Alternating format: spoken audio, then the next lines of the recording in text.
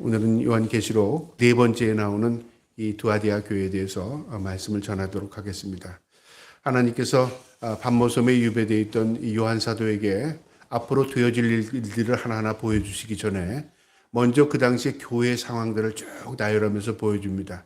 여기서 말하는 교회는 건물이나 어디 집단이 아니라 바로 성도의 모습이 어떻게 되어 있는가를 보여주는 거죠. 믿음의 성도가 어떤 모습으로 보여지는가.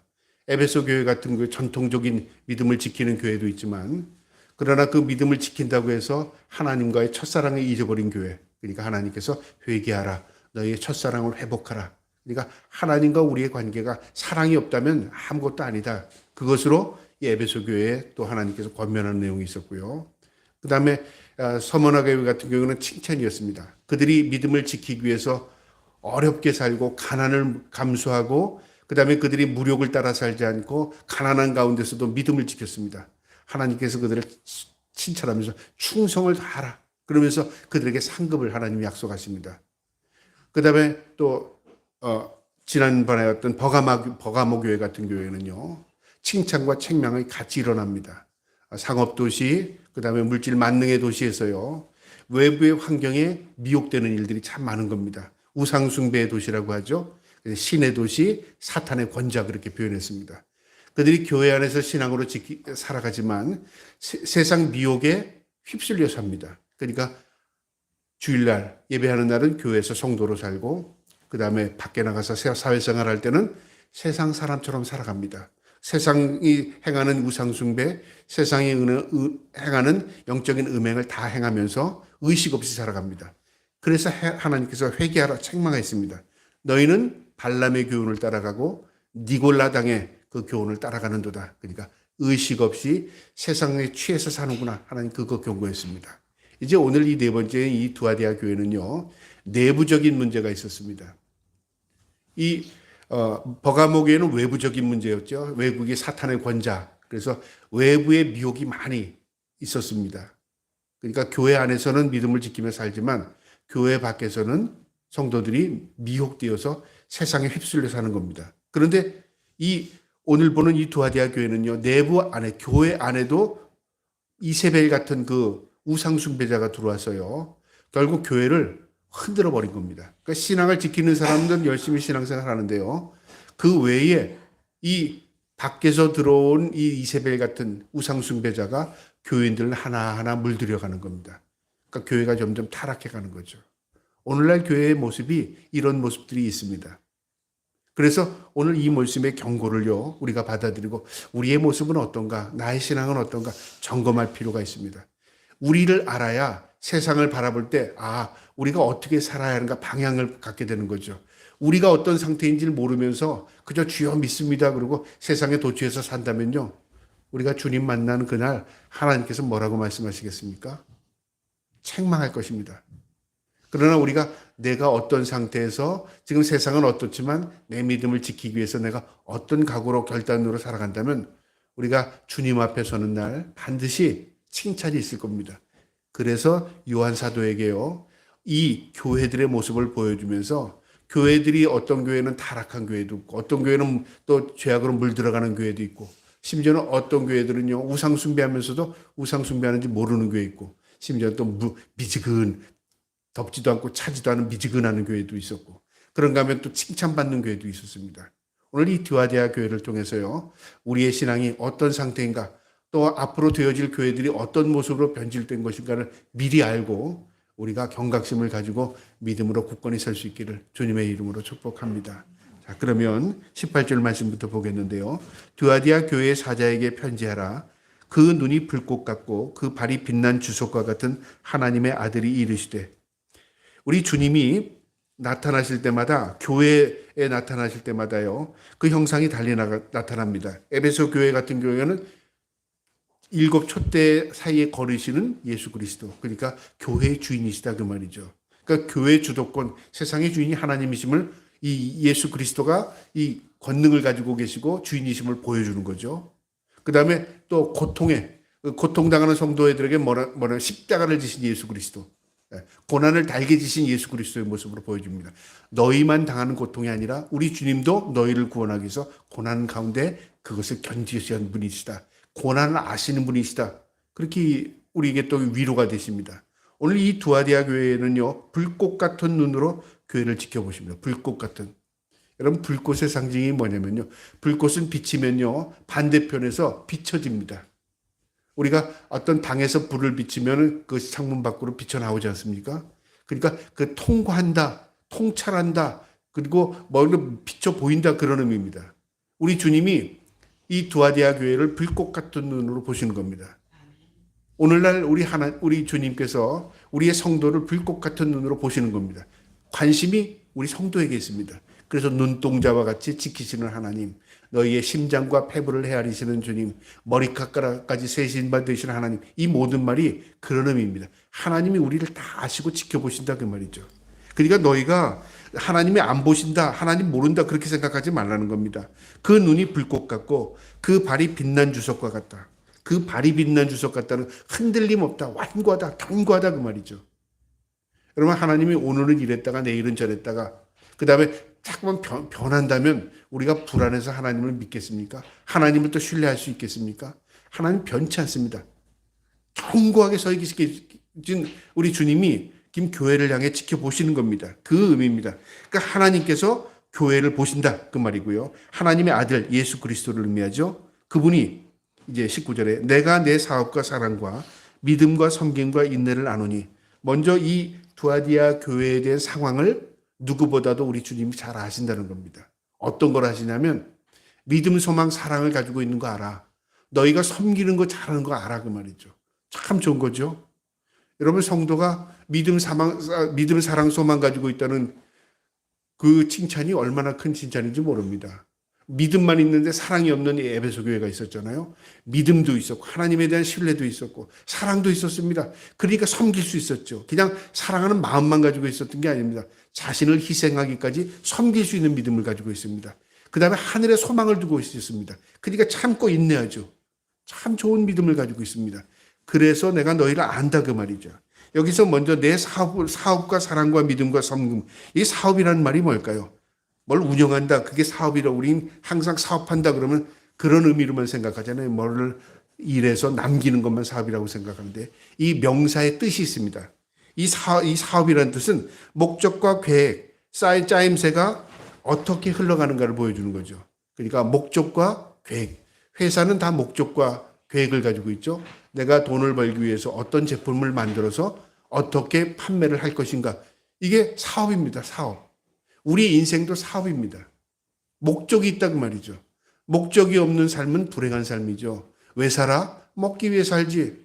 그럼 무슨 의미가 있습니까? 인간에 대한 의미가 먹는 거에 의미가 있습니까?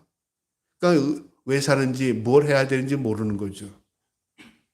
우린 분명한 목적과 의미가 있습니다. 하나님이 우리를 창조하실 때도 그냥 한 만들어 볼까 그래서 만든 게 아닙니다. 하나님 우리를 만드신 목적이 있죠. 왜 만들었습니까? 하나님과 함께 기뻐하기 위해서, 교제하기 위해서, 하나님을 섬기기 위해, 예배하기 위해서 우리를 만드셨습니다. 그러니까 우리의 목적은 뭐가 되냐면요, 하나님을 영화롭게 하는 게 우리의 삶의 목적입니다. 내가 이 땅에서 잘 되고 성공하는 게 아닙니다. 그게 목적입니다. 그게 사업입니다. 그리고 이 계획은 하나님이 세운 겁니다. 하나님이 우리의 인생에 계획을 세운 거예요. 우리는 잘못 착각하는 게, 우리가 하나님이 계획한, 어떤 사람은 이렇게 살라고 계획하셨고 어떤 사람은 뭐 부자로 살고 뭐 높은 자리에 앉으라고 계획하셨고, 자꾸만 그래서 어떤 차이를 생각하는데 그게 아닙니다. 인생의 목적과 계획과 의미는요, 그런 의미가 아닙니다. 뭐를 하고 살든가, 그거는요, 우리가 인생을 살아가면서 우리 나름대로 자아의지로 결단하고 그걸 행할 수 있습니다. 그런데 무엇을 하든지 인생의 목적과 계획과 의미는요, 하나님을 향한 것입니다. 내가 돈을 벌어도 하나님의 영광을 위하여, 내가 의술을 펴도 하나님의 영광을 위하여, 내가 어떤 사업을 해도 하나님의 영광을 위하여. 그때 하나님은 무엇을 하든 그걸 통해서 영광을 받으시는 겁니다. 이게 사업입니다. 하나님 아신다, 그 말이죠. 내가 어떻게 마음을 가지고 나를 섬겼는가, 사랑했는가, 믿음을 고백했는가, 섬겼는가, 참고 인내했는가, 소망을 두었는가 안다, 그 말이죠. 그렇게 칭찬하시면서 내 나중 행위가 처음 것보다 많았도다. 얼마나 큰 칭찬인지 모릅니다. 넌 처음에 미숙해서 처음에 이 두아디아 교회가 세워졌고 너희 성도들이 모여서 예배하고 하나님을 경배했지만 그때보다 지금의 보기에 더 는 믿음으로 또 사랑으로 소망 가운데 섬기며 사는 것 안다 그 말이죠. 더 이상 이들에게 있어서는 이만한 칭찬이 없을 겁니다. 두아디아 교회. 이 두아디아 교회는요, 그렇게 특별하게 드러났던 교회가 아닙니다. 두아디아는 어떤 위치였냐면요, 지금 이 튀르키예의 아크히사르라는 지명을 가지고 있는 지역인데요. 이 고대 때부터, 이때부터 뭐가 발달했냐면 공업이 발달했습니다. 그러니까 염색이죠, 염색. 모직물을 재단해서 그 모직물을 염색하는 겁니다. 여기 출신이 있습니다. 자주장수 누구죠? 루디아. 사도행전 16장에 나오죠. 루디아가 여기 출신입니다. 그러니까 옷감을 떼다가 옷감을 멀리 팔기도 하고 그 옷감을 팔아서 사업을 하는 거죠. 그러니까 여기는 옷감을 짜고 그 다음에 옷감을 염색하고 하는, 지금도 그 전통이 남아 있습니다. 그럼 옷감을 짜고 염색하고 하는 일을 하려면 어떻게 해야 되겠습니까? 그러니까 사람들이 많이 모일 수밖에 없죠. 그래서 이 두아디아는 무슨 신을 섬겼냐면요, 아폴로 신을 섬겼습니다. 아폴로 신은 어떤 신이냐면 태양신입니다. 이 아폴로와 이 그리스 신화에 나오는 12신 가운데 하나인데요. 이 아폴로 신과 아데미스 신이 형제 자매 관계입니다. 그러니까 남자 신이 아폴로고요, 여자 신이 아데미스 신입니다. 아데미 그러죠. 지금 그 그리스에 가면 도시 아테네 신이 바로 이 아데미 신입니다. 그래서 그리스 아테네에 가면은 큰 신전이 있는 게 이 아데미 신전인데요. 여기는 이 두아디아는 아폴로 신을 섬겼습니다. 왜 아폴로 신을 섬겼냐면 태양신인데요. 이들이 목축을 하고 제단을 하고 염색을 하니까 그들에게 있어서 잘 되려면 태양이 굉장히 중요해요. 염색을 해서 이 옷감을 말려야 되고 그걸 건조시키는데, 그것뿐만 아니라 목축의 신입니다. 이 아폴로가. 그러니까 신을 섬긴다는 게 사람은요, 내가 중심입니다. 내가 잘 되기 위해서 선택하는 거죠, 신을.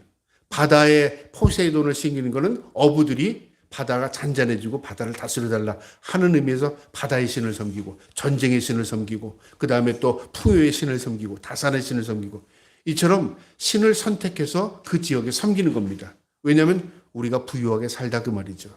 이 두아디아는 바로 이 아폴로 신을 섬겼는데요. 이 아폴로 신의 특징은 뭐냐면요, 예배가 뭐냐면 관계입니다. 성행위였습니다. 그래서 이 아폴로 신전에는요, 많은 여사제들이 있었습니다. 이 여사제들이 종교 행위를 통해서 관계를 갖는 거죠. 그러니까 굉장히 문란한 그런 우상숭배였습니다. 이게 바로 두아디아 지역에 있었는데요. 오늘 이 이세벨의 이야기도 나오는데 우리가 추측을 가능한데, 우리 주님께서 그들을 칭찬하시면서 20절에 그러나 책망할 게 있답니다. 내가 책망할 일이 있노라. 자칭 선지자라는 여자 이세벨이 내게 용납하니. 자칭 선지자라는 의미는 뭐냐면 선지자인 척하는데 선지자가 아니라 그 말이죠. 하는 여자 이세벨을 내가 용납하니. 그러니까 이 자칭 선지자라는 여자 이세벨은 누구냐면 북이스라엘의 아합왕의 아내였습니다.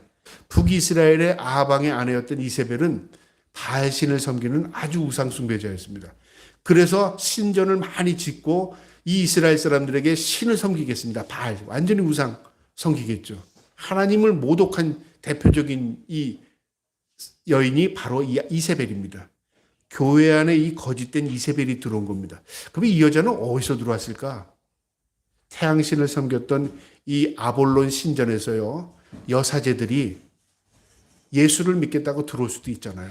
그래서 예수를 믿겠다고 들어왔지만 그 습성, 자기가 섬겼던 그 아볼론 신의 그 행위를 그대로 교회 안에 들어와서 음란한 행위를 교인들에게 전파한 겁니다. 용납한 겁니다. 이 이세벨의 행위를 뭐 우리만 잘 믿으면 되지 뭐. 저 사람들이 행음하고 저 사람들이 뭐 하는 거야. 우리가 무슨 상관이 있어. 말은 그렇게 하지만요, 그 사람들에 대한 그 결단으로 그들을 통제할 수 있는 의지가 없었던 거죠. 저런 세상이 타락한 모습들이요, 세상에만 있는 게 아닙니다. 교회 안에도 있다 그 말이죠. 그럼 우리는 고전적으로 믿던 사람들, 그냥 교회 안에서 평생을 살아온 사람들은 충격을 받습니다. 아, 교회가 왜 이래? 내가 예수 믿은 거 이게 뭐야? 혼돈이 오죠. 그 다음에 이제 다른 지역으로 가면 내가 어느 교회를 다녀야 되지? 여러분, 우리가 세상의 타락을 보면서요, 우리가 의식 없이 살면은 이 두아디아 교회 같이 돼요. 아, 우리만 신앙생활 잘하면 되지 뭐. 결국 그게 뭐냐면 나도 시간이 지나면서 무너지는 겁니다. 이 자칭 이 이세벨 같은 여인들이 나타나서 그걸 용납했답니다. 수용한 거죠. 그냥 의식 없이 받아든 겁니다. 뭐 우리만 잘 믿으면 됐지 뭐 그런 의식이 있었겠죠. 그가 내 종들을 가르쳐 꿰요. 그가 이 이세벨 같은 이런 사람들이 우상 숭배자들이 내 종들을 꿰는답니다. 무엇으로 깨었겠어요? 말씀으로 깨었겠죠. 그래서 어떻게 하겠냐면 행음하게 하고 우상의 재물을 먹게 했다. 행음하게 했다. 음란한 행동을 하게 하고요. 그 다음에 그들에게 재물을 먹게 했다는 거는 같이 우상 숭배한 식탁의 교제를 나눴다 그 말이죠. 그러니까 그들과 똑같은 행동을 했다 그 말이죠. 우리가 예수를 믿으면서 세상 가운데 살면서 그냥 직장 생활하고 어쩔 수 없어. 그냥 똑같이 행동하는 겁니다. 그러면서 우리가 서로 위로받는 거죠. 어떻게 직장 생활하려면 할 수 없어. 뭐 그렇게 해야지 내가 직장 생활하지. 직장 생활 안 할 수 없잖아. 맞습니까? 틀립니까? 말은 맞아요. 근데 거기에 뭐가 들어가 있죠? 결단이 없다 그 말이죠. 우리 신앙은 다 결단입니다. 결단. 그러면서 21절에 또 내가 그에게 회개할 기회를 주었을 때 그들에게 그 교회 안에 순수한 믿음을 지키는 사람도 있었지만 그 가운데 타락한 사람도 있었어요. 그들에게 회개할 기회를 줬답니다. 여러분, 회개는 우리가 회개할 하나님께서 기회를 주셔서 우리가 회개할 수 있는 겁니다. 그래서 저는 개인적으로 회개를 은총이라고는 다 말합니다. 여러분, 아무나 회개할 수 있는 게 아니죠. 어떤 사람이 회개해요? 먼저 깨달아야 돼요. 내가 죄라는 걸 깨닫고, 그 다음에 내가 결단하는 겁니다. 하나님 잘못했습니다. 그러니까 이 은총이죠. 내 결단, 깨달음, 다 하나님의 은혜를 주셔야 되잖아요. 하나님 기다려 주셨답니다. 그에게 회개할 기회를 주었으되 자기의 음행을 하고자 하지 아니하였도다. 하나님이 기회를 주셨는데 그는 회개하지 않았어요. 하나님께서 기다려 주셨는데 그는 돌아오지 않았어요. 언제까지 하나님 우리를 기다려 주실까요? 우리가 살아있는 목숨 유지하는 그 순간까지 하나님께서 구원의 길로 인도하셔요. 우리를 돌아오게 하셔요. 이게 얼마나 큰 은혜인지 모릅니다. 하나님이 참고 있냐고 기다리시는 겁니다. 그 하나님께서 기다려 주셨답니다. 그런데 이 두아디아 교회에 들어오지 않으면 어떻게 한다고요? 음행을 하고자 하지 아니하도다. 고치지 않는다 그 말이죠. 지금 그 상태를 그대로 유지하고 있다 그 말입니다. 하나님께서 경고하십니다. 22절에요. 볼지어다. 내가 그를 침상에 던질 터이요. 볼지어다.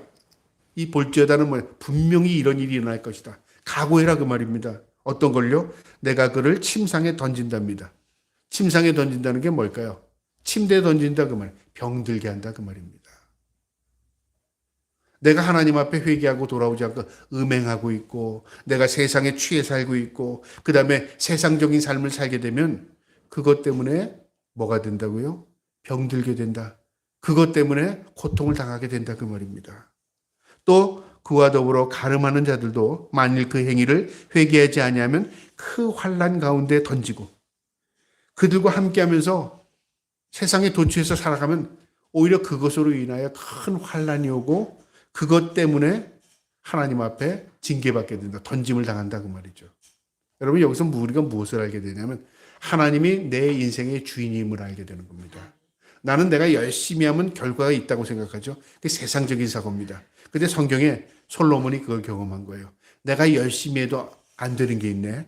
저 사람은 그냥 아무것도 안 한 것 같은데 저 사람께 이 사람께 되네.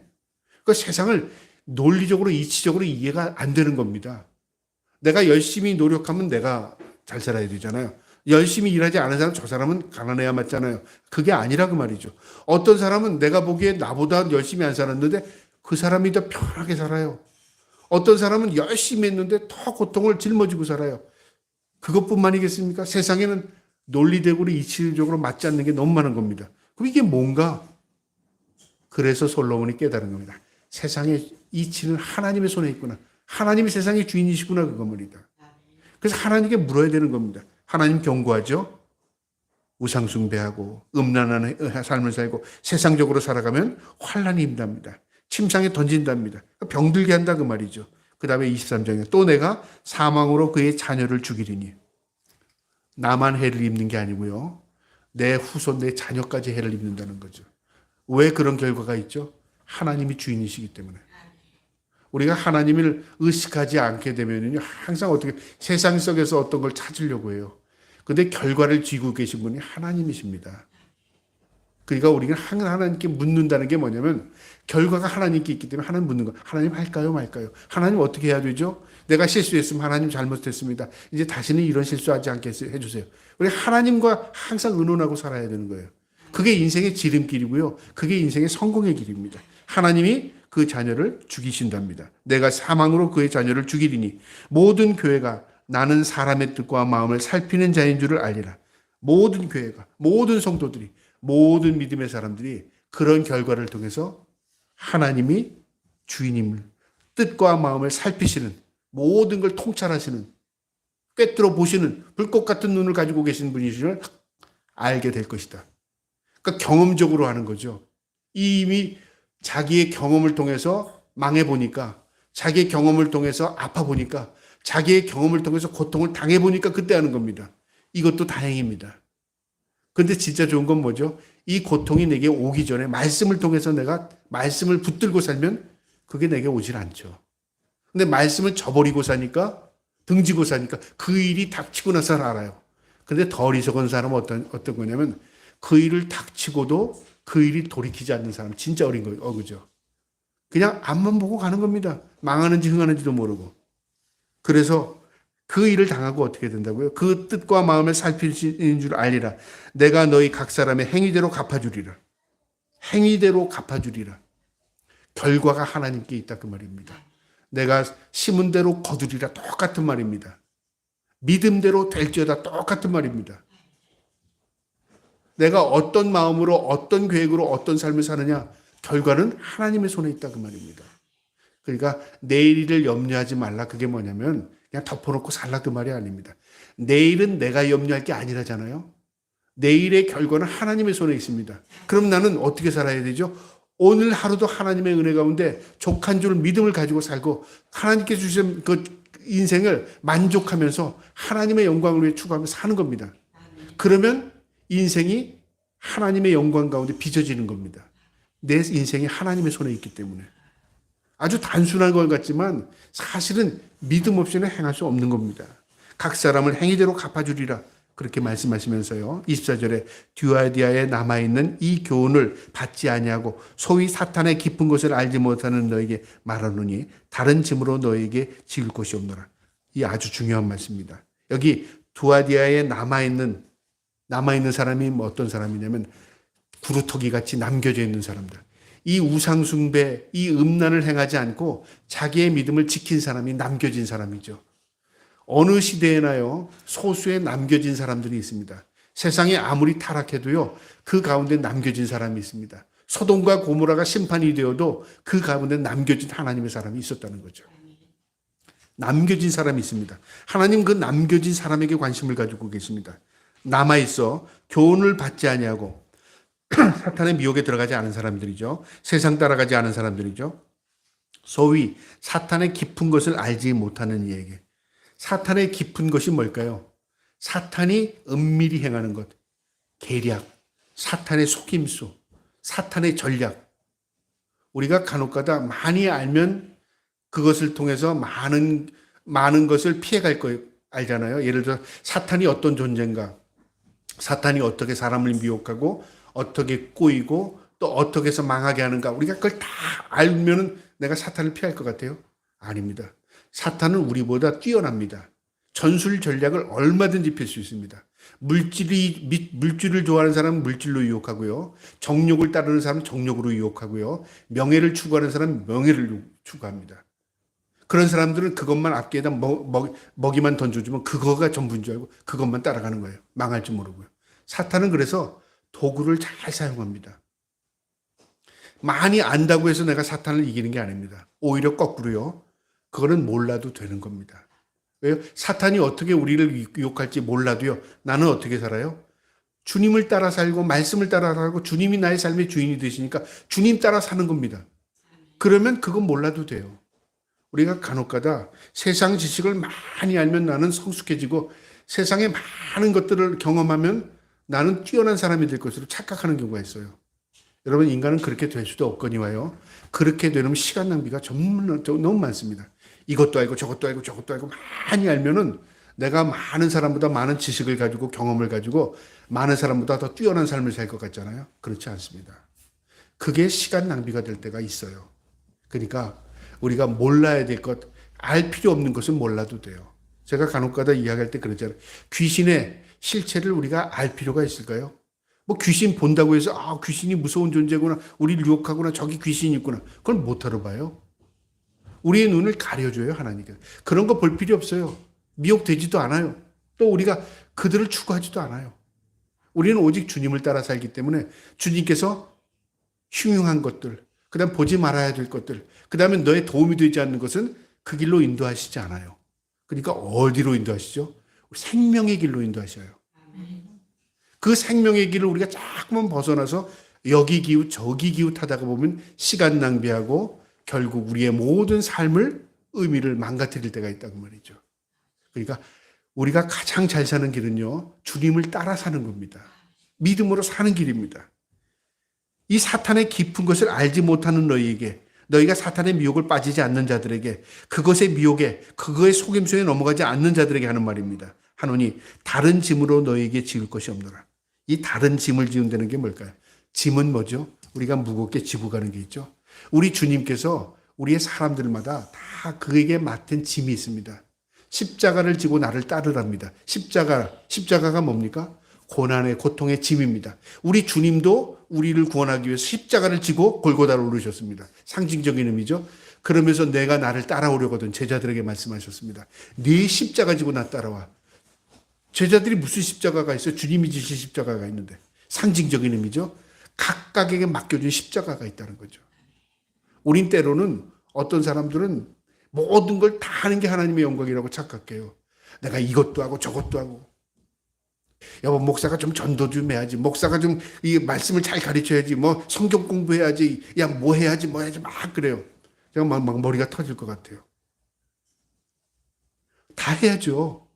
전도도 나가서 하고 밥 먹자 일어나서 성경 공부도 하고 또 뭐도 하고 막 해야죠. 아침부터. 제가 깨달은 게 있어요. 그거 다 하는 게 하나님의 영광이 되나? 그걸 다 하라고 하나님께 날 맡기시나? 여러분, 내 분량이 있습니다. 제 분량. 우리는 그 분량을 깨닫지 못하면요, 세상에 십자가의 지리에 눌려요. 그 다음에 뭐냐면 그게 하나님의 영광인지 착각해요. 나도 인생입니다. 인생이란 건 뭐냐? 하나님께서 내 인생을 통해서 하시고자 하는 일이 있다고 말이죠. 어떤 사람은 가난한 자를 보면 눈물이 흘러요. 그게 사명이죠. 그 일을 해내는 겁니다. 어떤 사람은 말씀을 전하지 못하면 막 속이 터져요. 말씀을 전합니다. 어떤 사람은 또 누굴 구제하는 일에 막 발벗고 나서요. 어떤 사람은 내 것을 주고도 더 주고 싶은 사람이 있어요. 다 은사입니다. 내가 사랑도 풍성하고 말씀의 능력도 있고 병 고치는 은사도 있고 다 있으면 그게 하나님 영광이 되는 것 같죠. 그런 사람은 교만에 빠집니다. 그게 안 되면 어떻게 되는 줄 아세요? 그가 안 되면 나중에 속임수를 써서라도 그 일을 찾으려고 합니다. 우리가 가난해지고 우리가 연약해지고 우리가 능력 없어지는 게 하나님의 은혜가 일 때가 있어요. 그 하나님을 의지하고 살죠. 그래서 우리의 위치를 알아야 됩니다. 여기 뭐 다른 짐을 너에게 지어주지 않는다. 그 말이면 내가 이 두아디아 교회 성도들처럼 믿음, 소망, 사랑 가지고 섬기며 살았어요. 그런데 그 주위에 어떤 사람이 있죠? 속이고 꾀이고 이 사탄 같은 이세벨 같은 교인들이 넘어가고 있어요. 그런데 거기에 미혹에 넘어가지 않고 굳건한 믿음으로 지켰어요. 하나님이 그걸 보신 겁니다. 불꽃 같은 눈으로. 너 다른 짐이 없어. 됐어. 짐을 면제해 주는 겁니다. 여러분, 우리 인생을 살다 보면 결단의 때가 꼭 옵니다. 하나님 뭘 보시죠? 우리 믿음 보신다고 그랬잖아요. 내 어리숙한 믿음이라도 그거 보신 겁니다. 그러면 뭐가 있어요? 제해줘요. 그때 제가 이 얘기를 하려고 합니다. 무거운 짐이 없다잖아요. 보세요. 이것을 내가 다른 짐을 너에게 지울 것이 없느니라. 다른 짐이라는 걸 뭘까요? 내가 이 짐을 잘 지었으면 그 다음에 다른 짐이 와야 되는데 다른 짐을 하나님 제해 주신 거야. 넌 그 짐만 줬어도 됐어. 내가 이것도 잘하고 저것도 잘하고. 하나님 그걸 원하시는 게 아니라 내가 질 수 있는 짐을 내가 최선을 다해서 지었으면 하나님께서 됐어. 너 합격. 난 그렇게 생각을 한 겁니다. 우리 인생의 고비를 보다 보면요. 항상 우리가 믿음을 보일 수 있을 자리가 있어요. 그게 어떤 면은 내 목숨을 버려 순교하지 않더라도 순교의 길이 있어요. 그러니까 그 일을 통해서 하나님 받으시는 거라고 저는 봅니다. 이 두아디아 교회에서 믿음을 지켰던 사람들에게 너 다른 짐 없어 그 말이죠. 하나님께서 더 이상 무거운 짐을 너에게 지우지 않겠다. 위로의 말씀입니다. 여러분 어떤 사람이 자식으로 인한 힘든 짐을 지고 갑니다. 하나님 보시기에 넌 그 짐만으로 충분해. 어떤 사람은 몸이 연약합니다. 근데 다른 짐까지 지어주면 그 사람은 어떻게 해요? 너 그것만으로 충분해. 어떤 사람에게는 물질이 부족해요. 그래서 그 사람이 그걸 허덕이 살아가요. 넌 그 짐만으로도 충분해. 우리 각자에게 보이지 않는 짐들이 있습니다. 어떤 육체의 병, 어떤 사람은 뭐 정신적인 것, 어떤 물질적인 것, 모든 것들이 짐입니다. 그 짐을 묵묵히 지고 가면 어떻게 돼? 하나님의 위로가 크다고 보는 거죠. 여러분, 우리 신앙생활이 그겁니다. 두아디아 교회가 유명한 교회도 아니었고요. 두아디아 교회가 뭐 빛나는 교회도 아니고 많은 사람이 인정하는 교회도 아니었습니다. 그 교회는 그 안에는 이 이세벨 같은 여인의 이 행음과 유혹도 많았어요. 그런데 그 안에서 믿음을 지켜간 사람들에게 하나님께서 위로하시는 겁니다. 너희에게는 다른 짐을 너희에게 지을 거 없다. 얼마나 위로가 됩니까? 그러면서 25절에요. 다만 너희에게 있는 것을 내가 올 때까지 굳게 잡으라. 다만 한 가지 내가 너희 권면하는 것은 지금 가지고 있는 그 믿음 굳게 붙들어라 그 말이죠. 여러분 믿음은 붙든다는 게 뭘까? 온손으로 붙들어라. 그거 전부 다 그 말이죠. 거기 목숨 걸어라 그 말입니다. 내가 올 때까지 주님이 오신답니다. 주님 만날 날이 있는 거죠. 올 때까지 굳게 그 믿음 안에 굳게 잡아라. 그러면서 26절에 이기는 자와 끝까지 내 일을 지키는 그에게 만국을 다스리는 권세를 주노니 이기는 자는 뭐 누구하고 싸워서 이긴다는 겁니까? 믿음은 싸움입니다. 그래서 에베소서 6장에 우리의 믿음의 싸움에는 뭐가 있죠? 구원의 투구, 그 다음에 가슴의 흉배, 그 다음에 말씀이죠.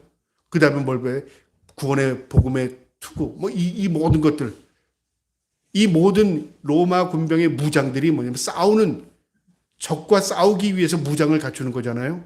우리는 싸움입니다. 무엇과 싸우는 거죠? 내 믿음과 싸우는 겁니다. 믿음. 그 싸워서 이기라 그 말입니다. 이기는 자는 끝까지 내 일을 지키는 그에게 끝까지 누구의 일을 지키는 겁니까? 내 일을 지키는 게 아닙니다. 주님의 일입니다. 우리는 주님의 군사죠. 주님의 도구들입니다. 싸움은 그 주관자는 하나님이십니다. 그런데 우리를 뭘 삼으셨어요? 주님의 군사 삼으신 겁니다. 우리가 주님의 일을 하는 겁니다. 그래서 끝까지 내 일을 지키는 그에게 만국을 다스리는 권세를 주느니 만국을 다스리신 분은 하나님입니다. 주권자입니다. 그 권세를 함께 하겠다 그 말이죠. 마지막 날 심판 때에 내가 그 심판당한 너는 면제하지만 그 주권자의 심판 아래 모든 걸 보게 될 것이다. 하나님이 너와 함께 하실 것이다 그 말이에요. 임마누엘을 약속하신 겁니다. 그러면서 27절에요. 그가 철장을 가지고 그들을 다스려 질그릇 깨뜨리는 것과 같이 하시리라. 철장, 쇠뭉치죠. 쇠뭉치를 가지고 질그릇, 이 잘못 구워진 질그릇, 깨어서 없어져야 될 질그릇을 부셔버릴 때, 심판하실 때 그 말입니다. 심판하실 때 나도 내 아버지께 받은 이것을 그리하리라. 하나님이 예수 그리스도에게 심판주로 권한을 주신 겁니다. 마지막 심판주는 예수 그리스도입니다. 그 심판할 때 우리를 면제하는 거예요. 우리를 구원해 주시는 겁니다. 28절에요. 내가 또 그에게 새벽벌을 주리라. 이 새벽벌이요. 어떤 의미냐면 계시록 22장 16절에 나오는데 계명성, 광명성, 빛나는 별이라 그 말이죠. 별은 예수 그리스도입니다. 그 예수 그리스도께서 심판주로 이 땅에 오십니다. 그리고 우리와 함께 하신다죠. 그 별이 임마누엘입니다. 그러니까 우리가 이 땅에 살아도 우리가 비록 힘들고 어려워도 주님이 늘 우리와 함께 하시겠다는 약속이 있습니다. 마지막 29절에요. 귀 있는 자는 성령이 교회들에게 하시는 말씀을 들을지어다. 귀가 있다면, 귀가 열렸다면, 분별력이 있다면 이 말씀 가슴에 새겨라 그 말입니다. 오늘 이 말씀에서 세 가지 교훈을 본다면요. 사랑과 실천, 믿음의 행위 중요합니다. 그러나 세상의 미혹에 빠지지 않도록 항상 경각심을 가지고 살아야 합니다. 교회, 세상 우리 믿으니까 하나님 지켜주실 거야. 지켜주십니다. 그런데요, 우리를 미혹하는 것이 늘 있습니다. 뭘 미혹하죠? 우리의 마음을 늘 미혹합니다. 그래서 세상에 사는 동안은요, 내 믿음을 지켜야 하는 것입니다. 그 다음에 이 말씀의 교훈은요, 하나님의 말씀을 듣고 잘못 깨달았을 때 회개의 기회임을 알아야 합니다. 우리에게 번뜩번뜩 성령님께서 가르쳐 주십니다. 오랜 세월이 지났는데 그때는 몰랐어요. 아, 내가 그때 잘못한 거구나. 그럼 회개할 수 있는 기회입니다. 에이, 그때 시간이 지났는데 뭐 어떻게. 그럼 그냥 뭐 망각되는 거죠. 기회는요, 내가 숨 쉬고 깨달을 때가 기회입니다. 깨달음이 멈추거나 깨달음이 지나가면 기회가 없는 겁니다. 그래서 우리가 기도하고 살고 말씀을 읽으며 살면 번뜩번뜩 깨달음을 주세요. 그때마다 하나님 내가 그때 잘못했습니다. 하나님 내가 그때 어리석었습니다. 하나님 내가 그때 믿음 없었습니다. 고백하면요, 하나님께서 그걸 통해서 은혜를 베풀어 주십니다. 회개는요, 기회입니다. 저와 여러분이 깨달음이 있을 때마다 회개할 수 있는 은혜 갖기를 주님의 이름으로 축복합니다. 마지막으로요, 말씀의 교훈은 어떠한 어려운 상황과 환경이 닥쳐와도 끝까지 믿음을 지키는 자들에게는 하나님의 위로와 상급이 있습니다. 내 짐을 제한되죠. 내 짐이 이것만 된다. 다른 짐은 너에게 지우지 않는답니다. 그러니까 모두에게 짐이 있습니다. 분량이 있다 그 말이죠. 너는 이 짐 다 줘. 너는 짐 면제 없습니다. 세상에요, 내가 부러워하는 사람들, 내가 되고 싶은 사람도 다 나름대로 짐을 가지고 있습니다. 그런데 하나님께서 내 분량의 짐을 지고 나면요, 하나님께서 내 짐 됐어. 그것으로 면제. 저는 그거 삶을 통해서 경험해 나갑니다. 여러분도 하나님의 위로가 어떤 상황 가운데서도 믿음 지키면요, 하나님께서 위로와 하나님께서 또 상급이 있음을 깨닫고 늘 하나님의 위로 안에서 주님 말씀대로 살아갈 수 있는 저와 여러분 되기를 주님의 이름으로 축복합니다. 아멘.